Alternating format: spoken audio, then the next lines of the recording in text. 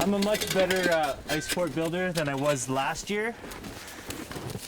Last year's was a sort of a big learning process. This year's I put about half as much effort into it, so it's going good.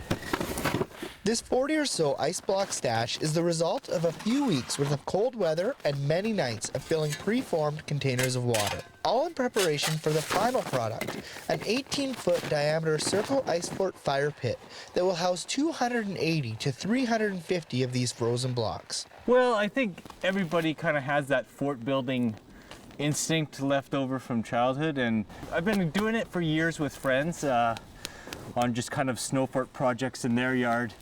I have a kid now, so it, you know, their project has turned into my project. For Marchand, building ice forts like this require a ton of trial and error, from the grouting of the blocks to making sure the measurements are correct to finding the perfect mold.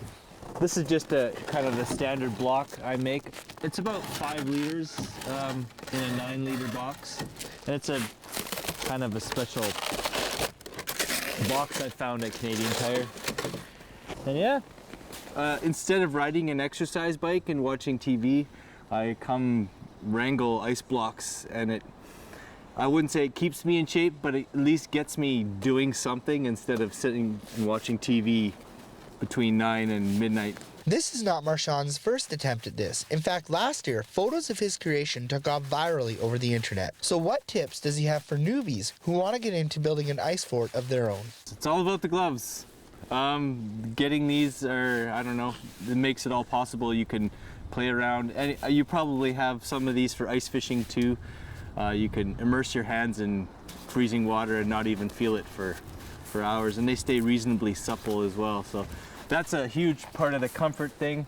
And just enjoy the planning of it, like the preparation, and you know, using some math you haven't used since grade school is kind of fun too. Involve your kids. They love to, you know, be a part of it, and dream big and just stick to it, because something like this is a fairly long process. In Dryden, I'm Tommy Johnson.